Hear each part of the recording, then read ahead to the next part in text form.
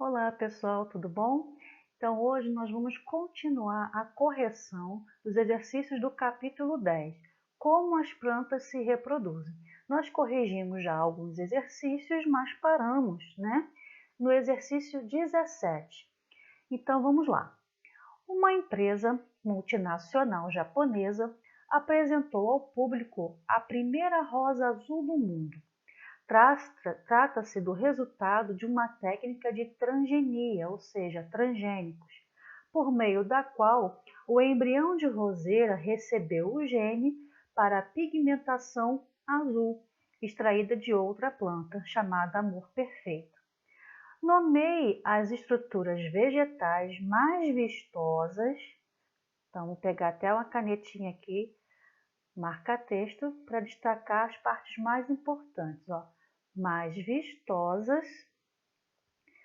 e atraentes das flores. Então, qual é o nome da estrutura que mais atrai os polinizadores numa flor? Que ela é mais vistosa e mais atraente, O nome dessa estrutura é justamente qual? As pétalas, Que existe de várias cores. Existe, flores vermelhas, amarelas e azuis, como no caso aqui, do exercício.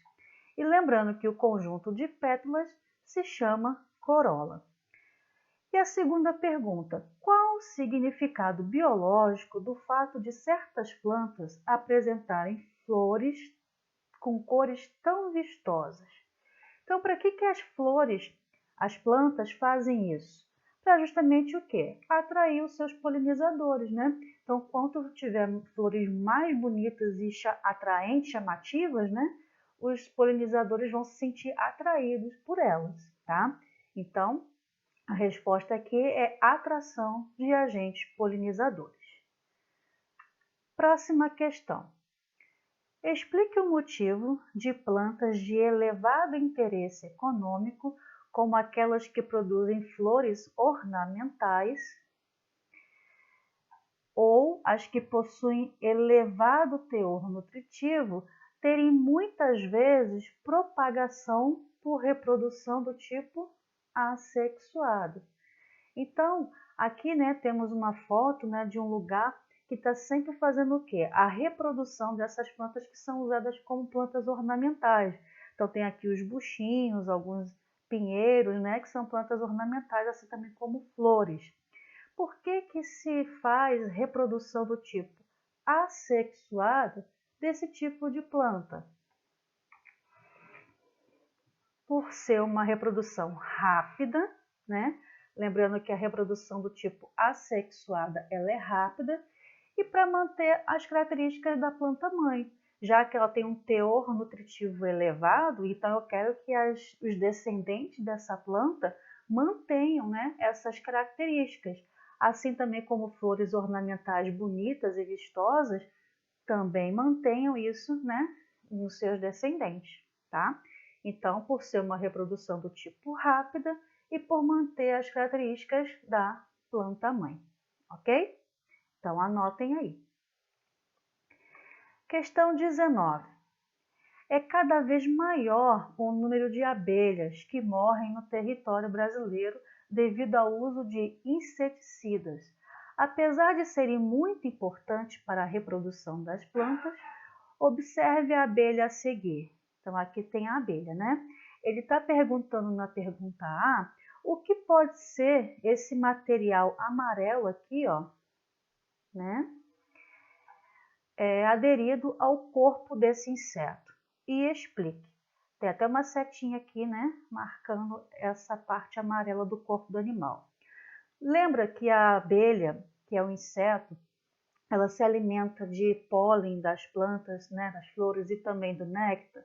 Ela carrega esse pólen justamente lá para a colmeia, para servir de alimento para as outras abelhas e também para fazer o mel. Então, qual seria a resposta?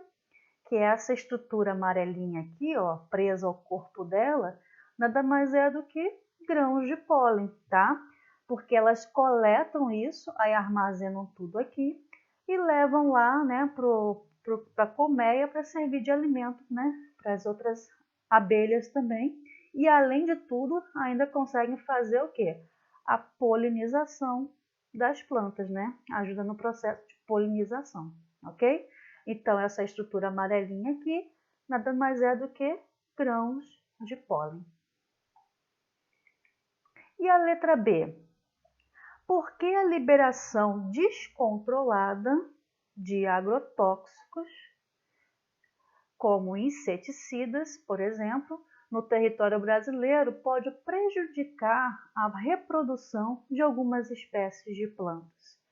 Ora, com o uso descontrolado de agrotóxicos e inseticidas, eu vou estar matando quem? Os insetos. Se eu mato os insetos que servem de polinizadores para essas plantas, o que vai acontecer com as plantas? Vai provocar o quê? Justamente a dificuldade, né, de se fazer uma reprodução. Então, provocando a morte dos polinizadores naturais dessas plantas, as mesmas terão problemas ao se reproduzir e morrerão sem produzir novas plantas.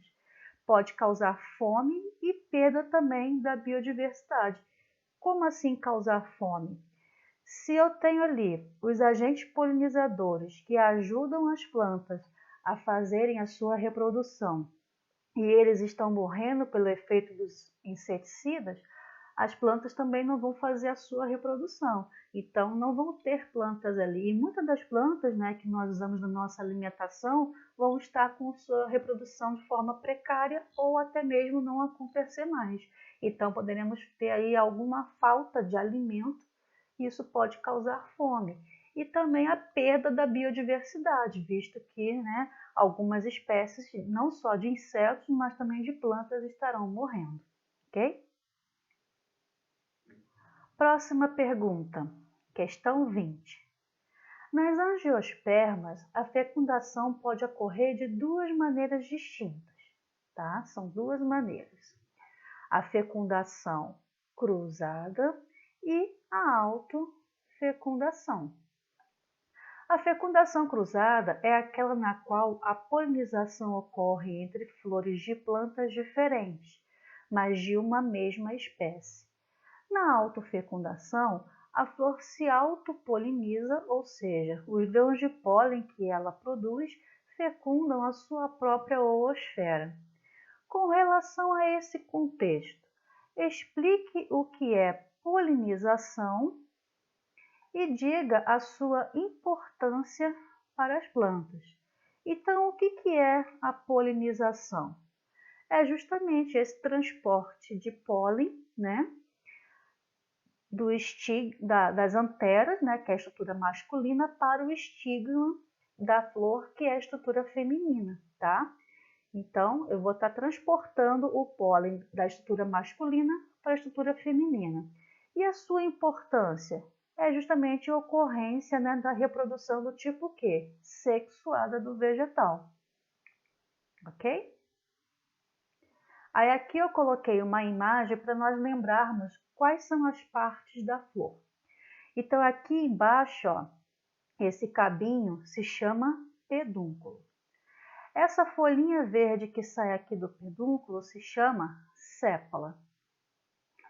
Aí aqui no meio eu tenho a estrutura feminina da flor, tá? Aqui eu tenho os óvulos, né, dentro do ovário.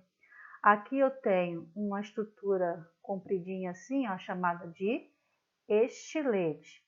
E essa pontinha aqui em cima se chama estigma, tá? E isso tudo aqui é o ovário. Então, ao conjunto dessas três estruturas aqui, né, se chama carpelo, que é a parte feminina da flor, tá? E essas folhas aqui coloridas, né, se chama pétala. E o conjunto de pétalas se chama corola. Agora falando da estrutura masculina. Aí aqui eu tenho esse cabinho aqui, ó, que se chama filete, e essa pontinha aqui se chama antera. E o conjunto dos dois tem o nome de estame, tá? Então, mais uma vez, pedúnculo, sépalas, pétalas. A estrutura feminina ela é dividida em estigma, estilete, ovário, tá? E aqui dentro ficam os óvulos e dentro dos óvulos fica a oosfera, que é o gameta feminino da flor, tá? E tudo isso aqui se chama carpelo, é a parte feminina. E aqui eu tenho o filete e a antera. Tudo isso aqui, o conjunto dos dois, se chama estame, que é a parte masculina da flor. E dentro da antera ficam os grãos de pólen, que armazena o quê? As células espermáticas, que é justamente o quê? O gameta masculino da flor, ok? Então tem aí uma revisãozinha das partes da flor para lembrar. Aí a letra B e a letra C. A polinização pode ser realizada por seres vivos ou por outros fatores. Cite um exemplo de agente biótico e outro agente abiótico que possibilitam a polinização. Lembrando, o que é biótico? O prefixo bio significa vida, tá? Então é tudo aquilo que tem vida. Então, qual seria o agente biótico que faz a polinização? Insetos, aves, né? Algumas morcegos também, tá? Então, esses são os bióticos. E o abiótico? Quando tem a letrinha A na frente do prefixo, na biologia, significa uma negação. Então, é o que não tem vida, tá? Então, são agentes como, por exemplo, o vento e a água, tá? Então, de novo, biótico são os que têm seres vivos, que têm vida. Então, temos aqui o exemplo dos morcegos, dos insetos, como as abelhas, aves e assim por diante. E o abiótico é o vento e a água, porque são fatores que não têm vida. Letra C. Quais são os principais atrativos, né, de uma flor que uma flor oferece aos agentes bióticos responsáveis pela polinização? Então, aquilo que vai chamar a atenção desses polinizadores, né, para que ele possa ir lá na flor e receber ali o néctar, né, e se sujar também do pólen. Então, vai ser o néctar e o pólen, ou seja, alimentos. Então, os agentes principais atrativos ali é justamente o quê? Uma fonte de alimento. E é claro que a planta até capricha nisso, né? Tem muitas plantas que exalam um cheiro muito agradável, né? Tem plantas nas flores são bem coloridas para chamar a atenção dos seus polinizadores, né? Então é uma troca de favor, né? A planta faz tudo isso, ainda produz um néctar bem docinho para que o polinizador vá até ela, né? E obtenha alimento. E a planta está se beneficiando de quê? Deles estarem espalhando os seus grãos de pólen, tá? Então, uma troca aí, né, de favores, ok? Questão 21. As gimnospermas produzem, em geral, muitos grãos de pólen. Uma única pinha pode produzir mais de 10 milhões de grãos de pólen. Bastante, né? Então, considerando a forma como ocorre a polinização nos vegetais superiores, explique por que a produção de grãos de pólen nas gimnospermas deve ser maior do que nas angiospermas. Ora, a gimnosperma, como é que ela faz a sua disseminação dos grãos de pólen? Ela não precisa de um agente abiótico, que é o vento? Então, o vento vai bater ali e vai espalhar os seus grãos de pólen. Então, por isso que ela precisa produzir muitos grãos de pólen, para que ela tenha certeza de que alguns daqueles ali irão, né, cair no lugar certo, ou seja, que vai encontrar a oosfera, porque não tem muita garantia do vento bater e espalhar os grãos de pólen para o lugar certo. Então, por isso que ela produz muito, para que pelo menos alguns ali sejam bem-sucedidos nesse, processo de polinização, visto que elas consideram o quê? O vento como um agente principal, tá? Então, as gimnospermas dependem do vento para espalhar seus grãos de pólen, dificultando o processo de fecundação.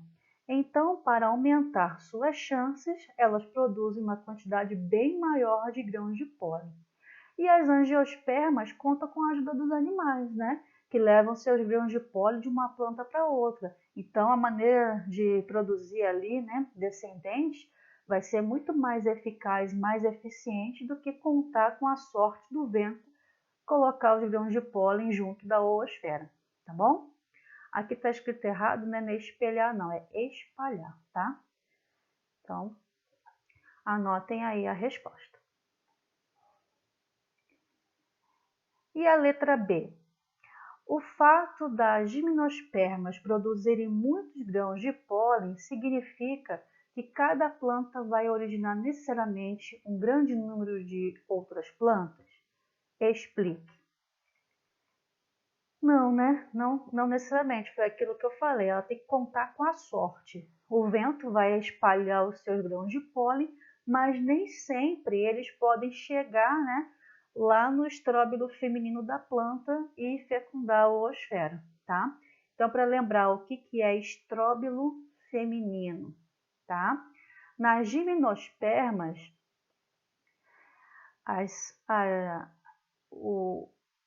a parte feminina, e a parte masculina da planta tem uma certa diferença.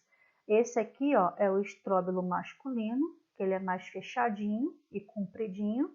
E esse daqui é o estróbilo feminino, que ele é maior, mais largo e todo aberto, tá? Então, essas estruturas aqui, também conhecidas como pinhas, são os estróbilos. Então, existe o estróbilo feminino, que é esse que está aqui com a seta, indicando, e esse daqui é o estróbilo masculino, tá? Então, essas são as estruturas que vão apresentar os gametas masculino e feminino das gimnospermas.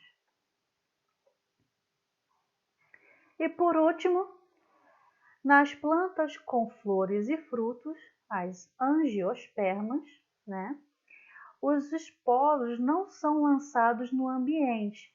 Eles germinam no corpo do esporófito, formando o grão de pólen, que é levado até a parte feminina da flor. Aí, o grão de pólen forma um tubo polínico no interior do qual estão os gametas masculinos. Esse tubo cresce em direção ao óvulo, contendo a oosfera. Esse ciclo reprodutivo não depende tanto da água quanto no ciclo reprodutivo de plantas pteridófitas, como as samambaias. Por quê?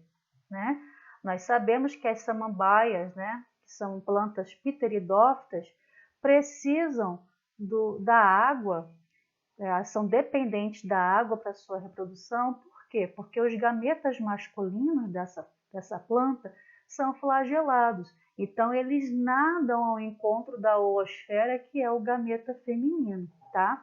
Mas no caso das angiospermas, não acontece isso. Por quê?